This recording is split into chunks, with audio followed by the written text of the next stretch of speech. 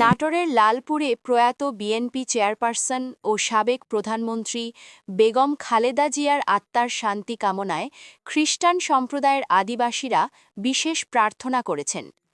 শনিবার ১০ জানুয়ারি রাতে উপজেলার জোত্রামানাত আদিবাসী পল্লীর জিহোভা নেহে চার্চে এই বিশেষ প্রার্থনা অনুষ্ঠিত হয়। এ সময় ধর্মীয় রীতিনীতি অনুসরণ করে বেগম খালেদা জিয়ার আত্মার শান্তি কামনায় প্রার্থনা সঙ্গীত পরিবেশন করা হয়।